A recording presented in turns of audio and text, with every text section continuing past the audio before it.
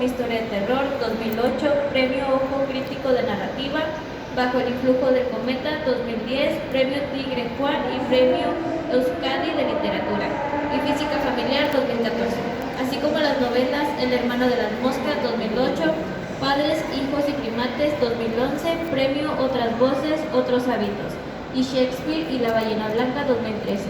Cuentos suyos aparecen recogidos en antologías como Siglo XXI, Los nuevos nombres del cuento español actual, 2010, Pequeñas resistencias, 5, 2010, y Cuento español actual, 1992, 2012, 2014.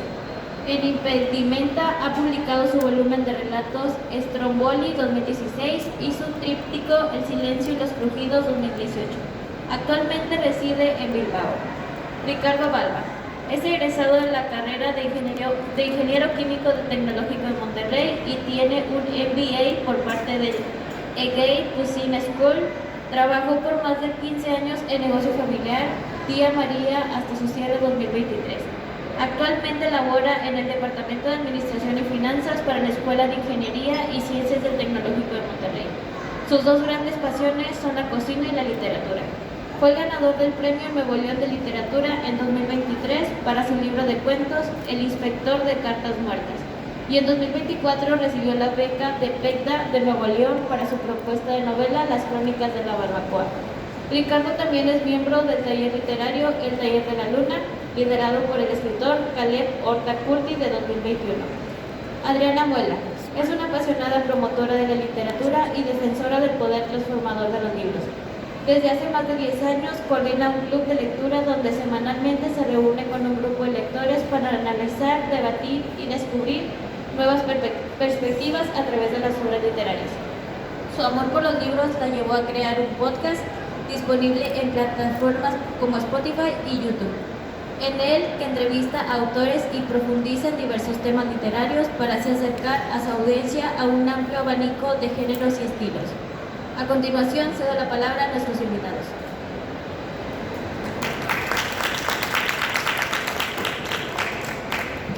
Bueno, buenas noches, muchas gracias por estar aquí, muchas gracias a la feria por invitarnos, a Adriana y especialmente a John por acompañarnos desde España. Yo escribí un breve texto a modo de resumen, a modo de impresión, no solamente del libro que estamos presentando ahorita de Matamonstruos, sino de la saga de Basilisco en general. Y en la saga de Basilisco, John Bilbao construye un universo que salta entre el western sobrenatural y la cotidianidad de un escritor que lidia con las dificultades de la paternidad, las relaciones amorosas y su relación con la escritura y la melancolía. John Bilbao nos presenta la historia de John Dunbar, el Basilisco, un pistolero atormentado por la violencia extrahumana de la que es capaz y con la que lucha constantemente al enfrentarse a las situaciones que el narrador mismo le presenta. A primera vista, el oeste de la saga de Basilisco pudiera recordar un poco al oeste y a la frontera de Cormac McCarthy, un mundo oscuro en el que la violencia y el mal se sobreponen ante todo, pero basta con una lectura más atenta para darse cuenta que este oeste no es el que hemos visto antes de forma escrita o en cualquier otro tipo de pantalla. En la saga de Basilisco estamos ante el oeste de John Bilbao y con la última entrega de la trilogía Matamonstruos, Bilbao reafirma que no es un derrotista. En palabras que Gertrude Stein probablemente nunca dijo, John Bilbao entiende que la labor del artista, en este caso la del escritor, no es sucumbir ante la desesperación y la miseria del mundo, sino que su labor es encontrar un antídoto para el vacío de la existencia. Una luz, por pequeña que sea, que nos guíe o que por lo menos nos indique el camino hacia un paraíso. Aquí yace la maravilla de Matamonstruos y de la trilogía de Basilisco.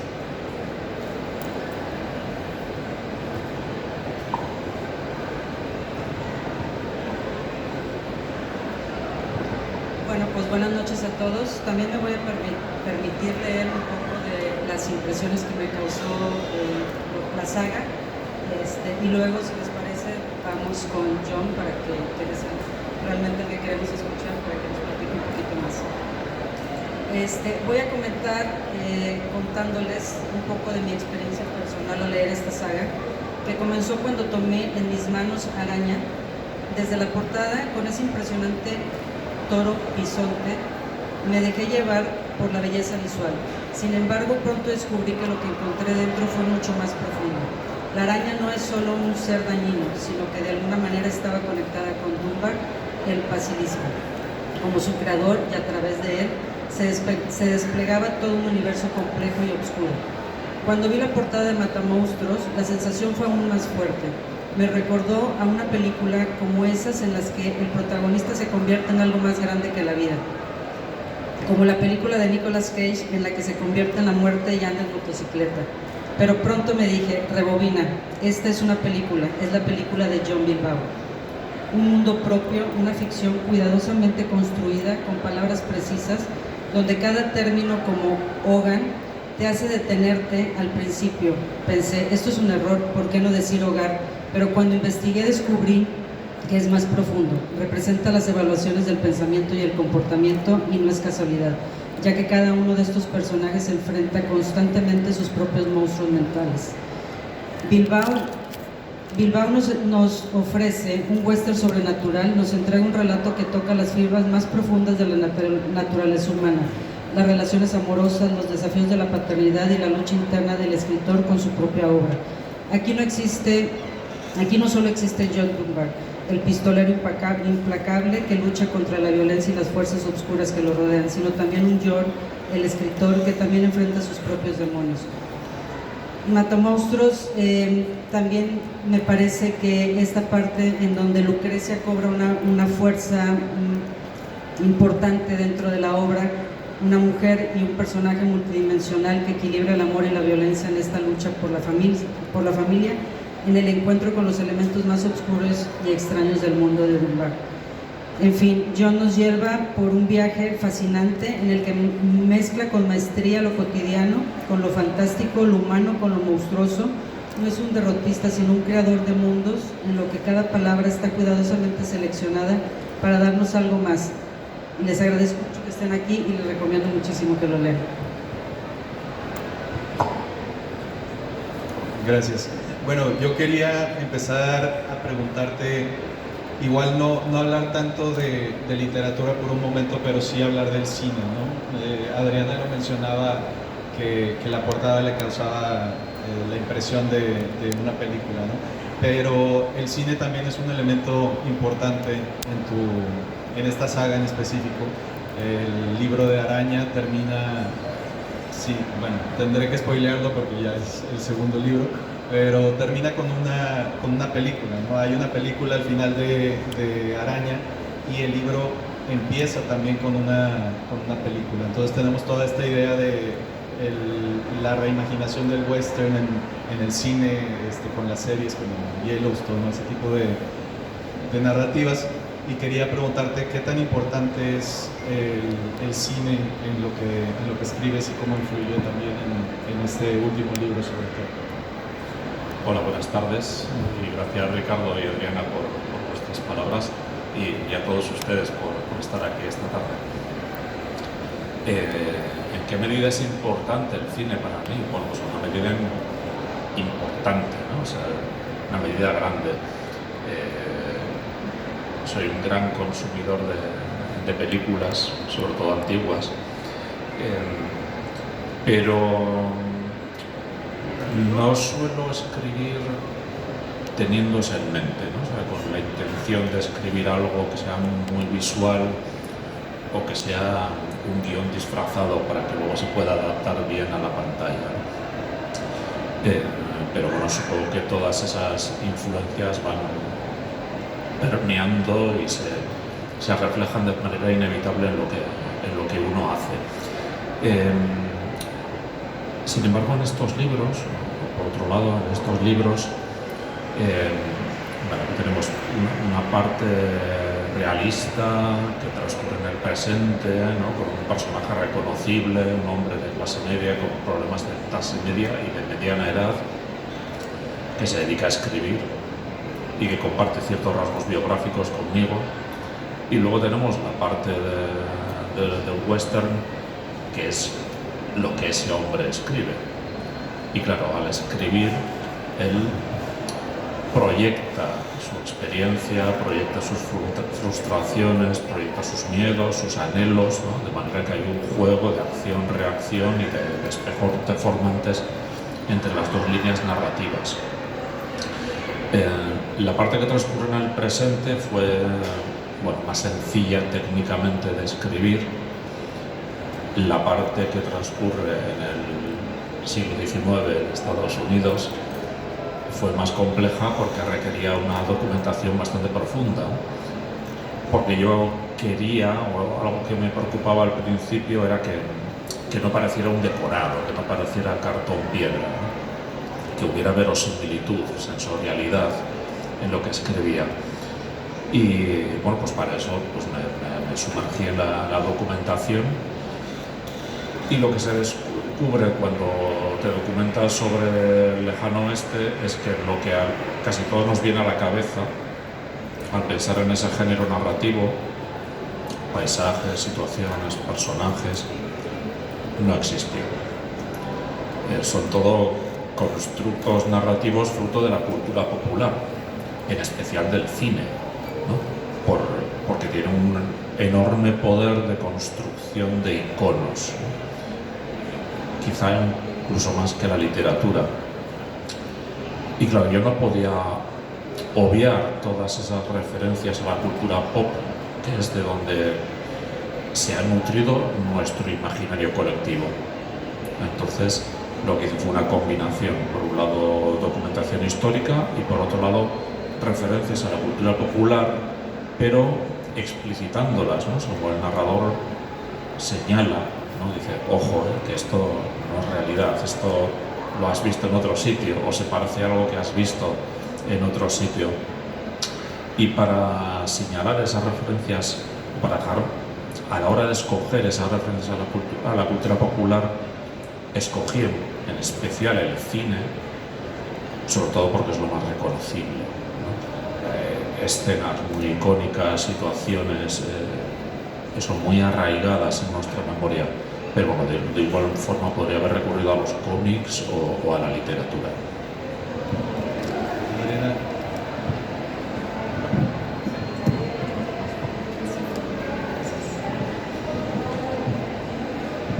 Bueno, mi siguiente pregunta sería relacionada con, evidentemente en este libro de Matamonstruos, Lucrecia tiene un papel muy importante dentro de la historia. Se agradece el papel porque, bueno, como bien dije, pues ella, aparte de ser madre, esposa, etcétera, pues es esta mujer con características que puede utilizar una pistola, que puede estar en una carreta, etcétera. ¿Cómo lograste, o más bien, por qué cerrar con Lucrecia y Dunbar así? O sea, en esta paz, como decía yo, de los personajes, ¿no? Que al final logras en este libro, esta paz y esta tranquilidad, que bueno, que tendríamos que ver si realmente existe eso, pero para no entrar tanto en detalles, pero cuéntame.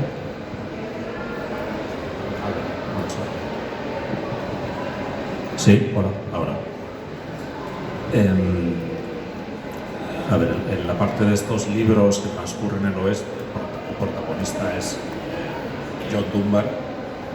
¿Se me oye? Ahora, vale.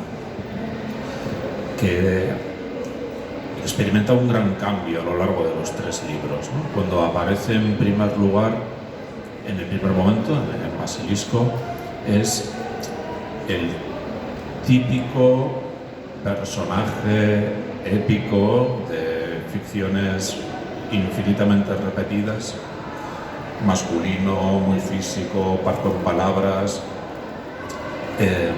que puede hacer bastante poco, decir menos y pensar nada, ¿no? Porque así está diseñado. Estamos hartos de consumir personajes así, que van pasando por una historia o por una aventura tras otra, y no experimentan ningún cambio.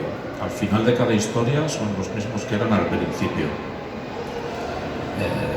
Batman no puede matar al Joker porque si no dejaría de ser Batman, ¿no? Y yo no quería eso. Yo quería partir de esa plantilla básica del personaje e ir haciéndolo más complejo a la par que más humano, de manera que al final los lectores pudiéramos empatizar con él. Al principio no puedes empatizar con él porque es una abstracción, ¿no? Y ese recorrido del personaje, ese cambio, esa complejización se consigue en una gran medida obligándole a tratar con personas diferentes a las que habitualmente pueblan su entorno. Y sobre todo con voces femeninas. Porque algo que me dejó un poco preocupado cuando terminé el primer libro de esta trilogía era que era un libro como muy de hombres, muy de hombres sobre hombres. A ver cómo se va a recibir esto. Y bueno, se recibió bien, pero yo no me quedé del todo satisfecho. Entonces, a la hora de afrontar la segunda y la tercera parte, tuve claro que hacían falta otras voces. O sea, no que fueran libros corales, pero sí que fueran polifónicos. Y entonces ahí entraron las voces femeninas y de diferentes edades, ¿no? La historia que se cuenta es la misma, pero se cuenta desde diferentes puntos de vista. Y el personaje más importante que entra en juego es Lucrecia, una mujer que mira a John Dunbar a los ojos, ¿no? Y que le obliga a mirar a su vez dentro de sí mismo, a expresarse, a argumentar, a manifestar emociones, cosa que jamás había hecho, ¿no? Y de la mano de ella es como experimenta en gran medida ese cambio que le lleva no a un final feliz e idílico, ni muchísimo menos, pero bueno, a ver, sin spoilear mucho, a yo creo que una suerte de serenidad verosímil, ¿no? En el sentido de aceptar que siempre nunca se van a saldar todas las cuentas con el pasado y que tampoco podemos llegar a una situación en la que el horizonte que se abre ante nosotros sea plenamente despejado y sin ningún tipo de amenaza, ¿no? Siempre vas la clave de la serenidad en buena medida es aprender a convivir con eso, ¿no? con una cierta desazón que actúa como ruido de fondo, ¿no? De nuestro espíritu. Mencionaste ahorita que, bueno, a lo largo de la saga obviamente seguimos la evolución de John Dunbar y su cambio como personaje, pero algo que a mí también me llamó la atención de la saga es que el narrador también evoluciona. El narrador de Basilisco o las técnicas quizás narrativas que se utilizan en Basilisco no son las mismas que en Araña, no son las mismas que en Matamonstruos, y eso se me hizo muy interesante porque al inicio en Basilisco el narrador está muy alejado quizá de los personajes o del lector, pero en Araña hay estos guiños. Por ejemplo, la primera noche que Lucrecia y John pasan juntos, el narrador le dice: pero dejémoslos aquí, démosle su privacidad, algo por el estilo. Y al inicio de Matamonstruos también hay un cambio en técnica, los diálogos se mezclan con la narración, tenemos cortes, estilo staccato en la parte del narrador en el presente. ¿Cómo fue? O sea, ¿fue una técnica que utilizaste para también denotar el cambio de Dunbar, o cómo fue ese proceso en cambiar al narrador también a la vez en la saga? Por un lado, esa transformación, esa complejización de la técnica va de la mano de la complejización de la psicología del personaje, pero yo creo que está más bien justificada por uno de los temas fundamentales de estos tres libros. A ver, los tres libros, Basilisco, Araña y Matamonstruos, tienen una serie de temas presentes en los tres que funcionan como vasos comunicantes y que son más protagonistas en unos libros o en otros. La masculinidad o el declive de la masculinidad, la búsqueda de un lugar donde asentarse y, sobre todo, en particular en Matamonstruos, el efecto que la ficción tiene en nuestras vidas. O sea, un efecto cambiante, o sea, palpable y perdurable. De manera que, entonces, de una manera muy intencionada, tanto en Araña como en Matamonstruos, explicito que lo que estamos leyendo es una ficción, ¿no? Sobre todo en la parte del oeste. O sea, no quiero que los lectores caigan en la ilusión de que están leyendo algo que pudo suceder. No. Esto es una ficción. Es una ficción que supuestamente ha escrito alguien, que también aparece en ese libro, que a su vez ha sido escrito por alguien que os está hablando ahora, ¿no? Estamos hablando de una ficción dentro de otra ficción. De manera que para sustentar esa reflexión acerca de la ficción, pues tengo que recordar que estamos leyendo una ficción. Fíjate que a mí en Matamonstruos me encantó encontrar todos estos elementos, como el lagarto Gali, como esta palabra Ogan, okay, que descubrí, bueno, que era un término indio, ¿no? Por decir algo, pero que cuando me meto a investigar encuentro que es como una evaluación que se utilizan, y todos estos elementos que tú pones dentro de la obra pues llevan a muchas cosas que hacen reflexionar sobre lo que estás leyendo, y estos monstruos y personajes que de alguna manera sí tienen vida. ¿Por qué meter tantos monstruos dentro de la historia? Digo, lo entiendo, pero por ejemplo este lagarto me llama mucho la atención. Después me metí a ver qué tipo de lagarto era, y bueno, hace dentro de la historia un daño, ¿no? Y ocasiona toda una película alrededor de lo que ocasiona este lagarto. Pero ¿cómo logras encontrar tantos elementos dentro de este libro? A ver, son todo metáforas, ¿no? O sea, todos los monstruos están presentes en la parte del western escrita por un escritor con ciertos problemas, y él metaforiza esos problemas, ¿no? O sea, bueno, a riesgo de hablar demasiado, pero lo siento, es el riesgo que se tiene al venir a estas cosas. A ver, el mayor de los monstruos es la araña, ¿no? ¿Y qué es la araña? Bueno, pues es una criatura... A ver, no es una criatura, es el modo como el escritor que aparece en estos libros denomina a esa desazón, esa angustia que todos sentimos pues bastantes días en nuestra vida, y que a veces es desconcertante porque no somos capaces de detectar cuál es el verdadero motivo de esa angustia.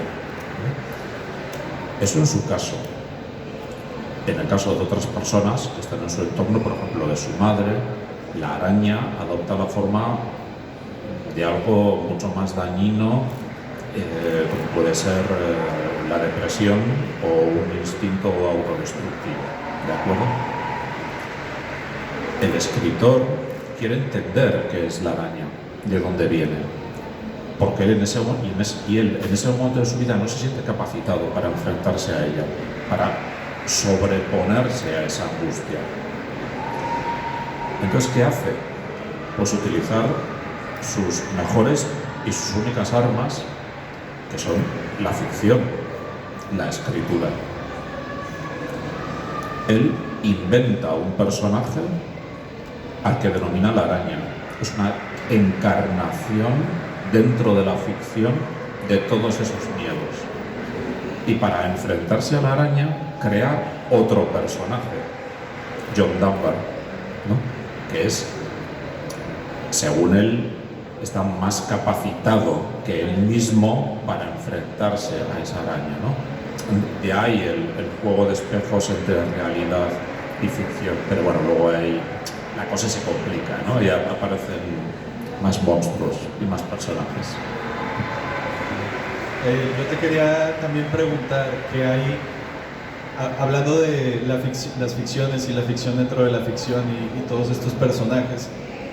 El personaje de John Dunbar en cierta forma es muy quijotesco, y lo platicaba con Adriana la otra vez, que en Araña John Dunbar, bueno, después de los eventos de Basilisco, John Dunbar se vuelve famoso y hay un escritor que escribe novelas sobre John Dunbar, ¿no? Y él conoce a este escritor y se ven involucrados ahí en situaciones, pero también está esta fascinación de John Dunbar, que es un personaje, a pesar de todas sus cualidades, que lee, ¿no? Que está fascinado por la escritura y por los libros. Puede estar de repente leyendo la Ilíada, de repente está leyendo Grandes Esperanzas de Charles Dickens, y está este elemento muy, muy quijotesco en el personaje.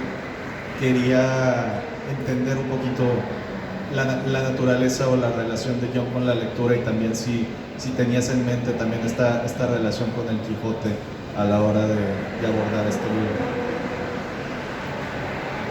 A ver, el hecho de que el personaje lea tiene varias explicaciones. Una, que quería distanciarlo de los personajes arquetípicos de este tipo de historias. Rara vez hemos visto a John Wayne leyendo un libro en sus películas, o a Clint Eastwood, ¿no? Aunque sería interesante. Y además la lectura también es un añadido, ¿no? En su proceso de sofisticación en el pensamiento y en la expresión, ¿no?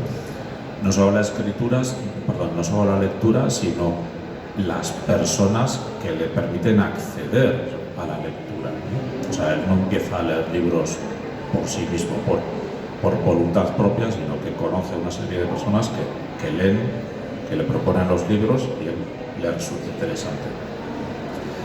Y respecto al aspecto quijotesco, reconozco que no lo tenía en mente cuando introduje a ese escritor que escribe novelas del oeste, que llega a convivir con Dunbar, pero luego lo vi muy claro, ¿no? O sea, sería una influencia que estaba ahí latente, y lo que quería era, con eso, hacer consciente, de cierta forma, a Dunbar de que era un personaje.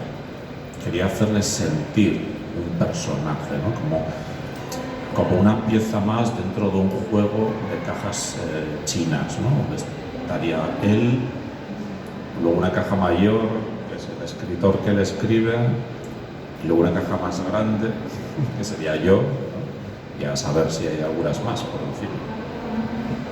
Sí, bueno, tengo que decir, para los que no han tenido la oportunidad de leerlo, que es un libro que se lee independientemente que no hayan leído los libros anteriores. O sea, tiene su propia historia, tiene su propio concepto, tiene sus propias lenguas, o sea, es un libro que lo puedes leer así, sin necesidad de leer los otros libros, aunque claro, trae cosas de los libros anteriores, pero esta invitación que haces, y que, como yo te comenté en la mañana, que te dije, me levanté como en la madrugada y dije, ya tengo captada la idea que quiere decirme John en este libro, que es esta parte en donde efectivamente hay ficción, pero hay una introspección completa y absoluta dentro de todos los personajes. Hay estos espejos, ¿no? Donde se muestran cada uno y se ven y se leen.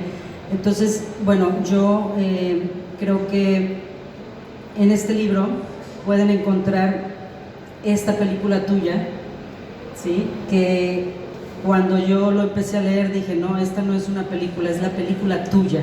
Entonces, como decía Ricardo, pues tiene mucha influencia con el cine, y sé que lo que acabas de contestar, que no era tu intención, pero fácilmente puede ser una película. Fácilmente puede ser una película. Y ¿cómo logras separar? Sé que lo has contestado, pero ¿cómo logras separar para que tener tantas palabras y tantas cosas dentro del libro? ¿Cómo logras hacer 3 diferentes historias sin que a la hora que el lector lo lea estén relacionadas? digo, es difícil porque no puedes salirte de todos los personajes, pero al final tiene su propia personalidad este libro. Sí, sí, que cada uno de ellos tiene su propia personalidad, ¿no? El primero es un libro, el Basilisco es un libro más esencial, donde se ponen las cartas encima de la mesa, donde se sientan las bases del juego, donde los personajes están empezando a andar, en el que el tema principal es una reflexión sobre la masculinidad. El segundo es un libro más de transiciones, donde todos los personajes se están moviendo, buscando su lugar. Es un libro más plástico, yo creo que más poético y melancólico. Y luego este tercero es donde se explicita de una forma más clara la reflexión sobre la ficción. Tiene los momentos, o el momento más oscuro de todo el ciclo, pero a partir de ahí avanza hacia una suerte de sosiego, porque algo que me preocupaba bastante, que deseaba cuando escribí el libro era darles un buen final a los personajes. No bueno en el sentido de final feliz y real, ¿no? Sino como devolverles en cierta medida todo lo que ellos me habían dado a mí durante más de 5 años, ¿no? Proporcionarles un final esperanzador dentro de lo que puede llegar a ser verosímil, ¿no? Y eso conlleva que esos personajes que inicialmente eran arquetípicos, al final son humanos, quizá mucho menos épicos, pero más cercanos a nosotros y en los que nos podemos ver más reflejados. No sé si ahora sea momento de pasar a preguntas del público, si alguien tenga alguna pregunta para John. Si no, pues yo también tengo varias preguntas todavía por hacer, pero alguien que se anime.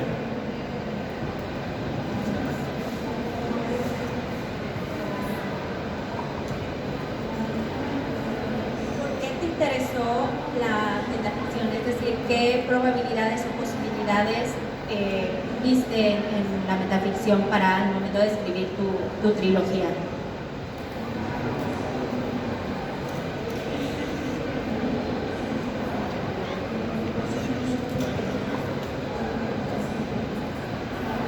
Ahora. Hace unos cuantos años publiqué otro libro que se titulaba Shakespeare y la ballena blanca, que también jugaba con esta idea, ¿no? de cómo se construyen las historias. Y el editor me dijo cuando empezó la promoción que no podía utilizar la palabra metaficción ni posmodernidad. O sea, tú habla de lo que quieras, pero eso no lo digas, porque la gente se asusta y no te entiende. Así que me encanta que lo hayas dicho.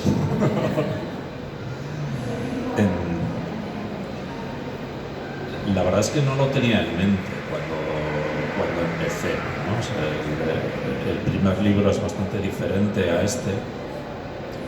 Y sin embargo en Matamonstruos sí, o sea, hablando claro, es un juego metaficcional, ¿no?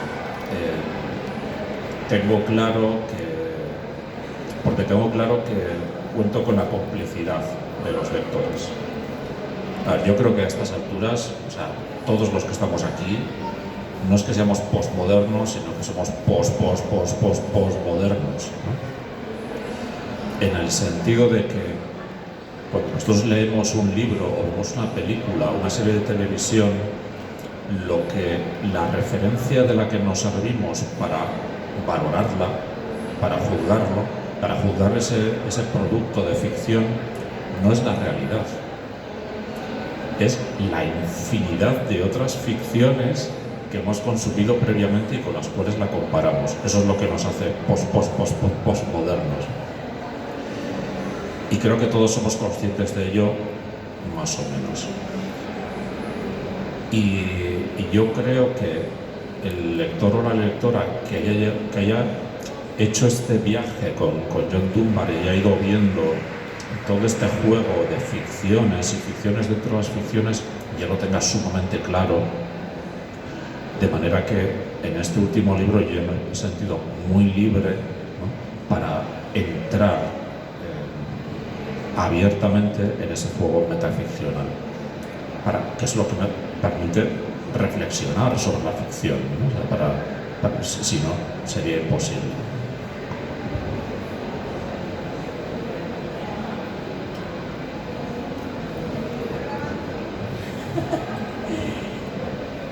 Bueno, yo no he leído tus libros, vine a acompañar a Adriana, y quizá lo que te voy a preguntar está en la respuesta del libro. Pero ¿por qué Basilisco? Porque el nombre Basilisco en tu primer libro es un reptil de América Central que tiene que ver con el viejo oeste.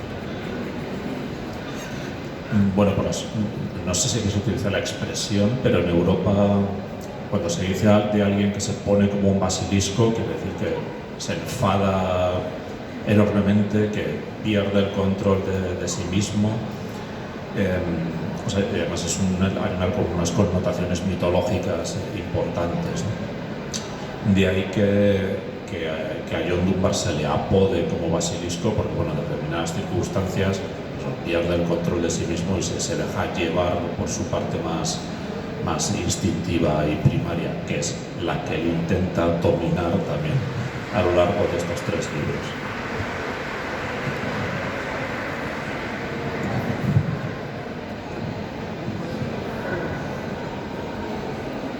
Hola, gracias.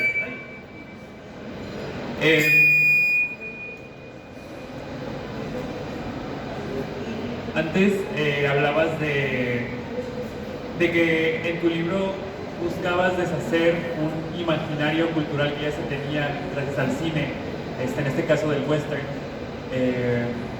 Y creo que últimamente vemos mucho este intento de rehacer narrativas anteriores.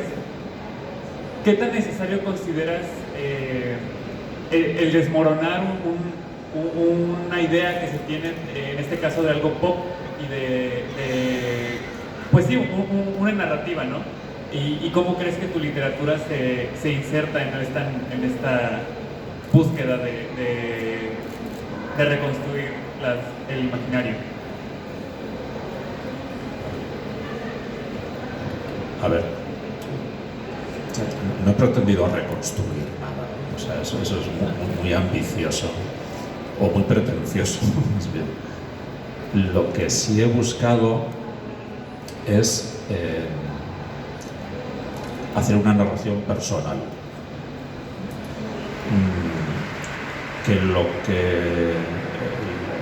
o sea, tanto la parte que transcurre en el presente como sobre todo la parte muy de género, de western, sea la visión de John Bilbao, para bien o para mal, pero la visión de John Bilbao.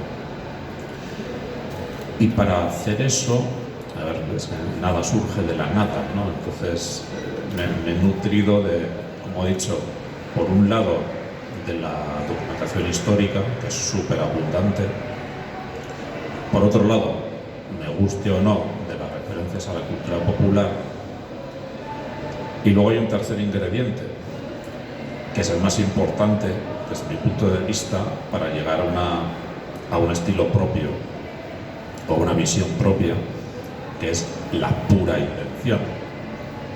Y además el componente de pura invención ha ido ganando espacio con los 3 libros. Aunque parezca paradójico, para Matamonstruos es el libro para el que más me he documentado, con diferencia.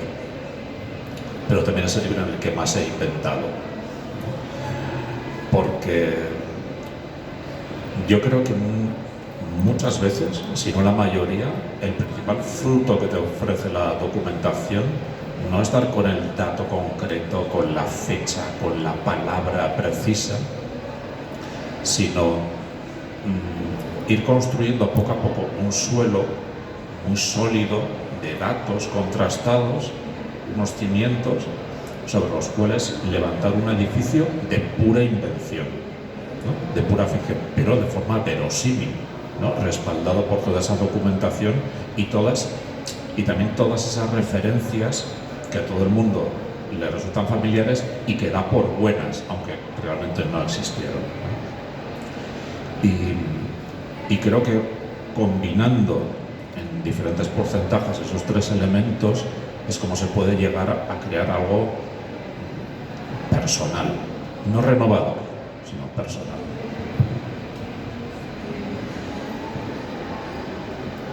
¿Alguna otra pregunta?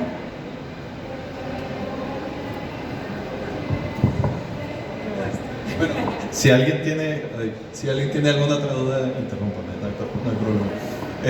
Yo, ahorita que hablas de la construcción y que inventas, ¿hay algo con tus personajes? Y no necesariamente me refiero a los protagonistas como John Dunbar o Lucrecia o inclusive el mismo escritor que aparece, que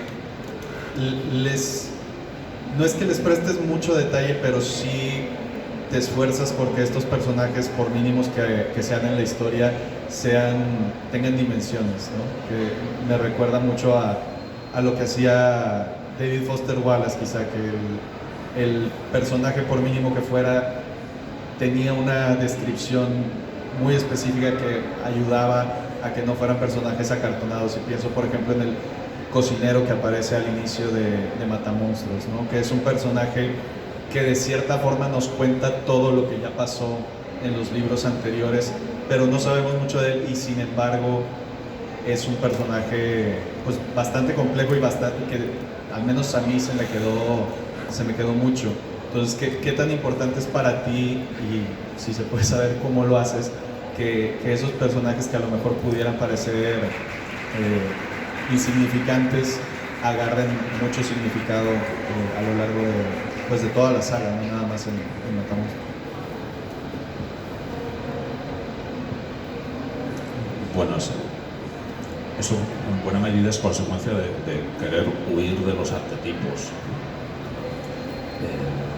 hacer que los personajes sean proveerlos de una singularidad, de una contradicción, ¿no? Cosa que no me parece tan extraña. O sea, todos estamos repletos de contradicciones.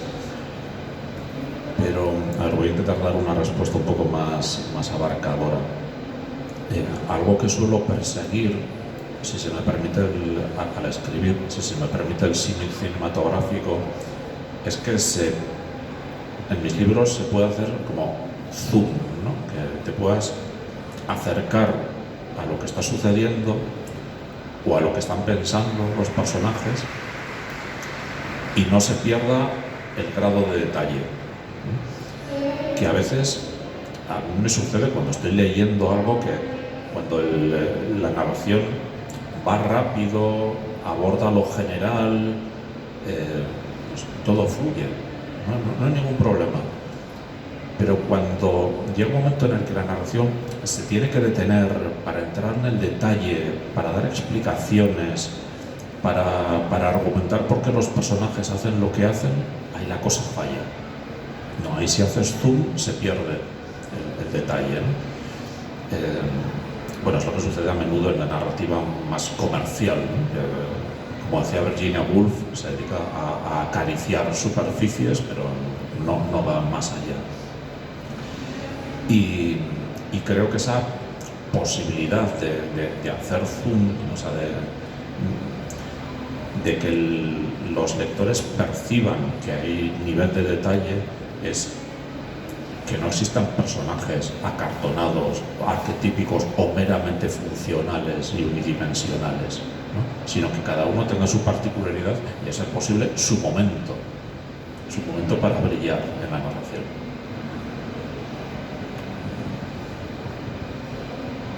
¿Alguien iba a preguntar algo? Yo tengo una pregunta. Actualmente, ¿qué tipos de monstruos crees que enfrentamos hoy en día en nuestras vidas? ¿Son tan reales como los de Jung?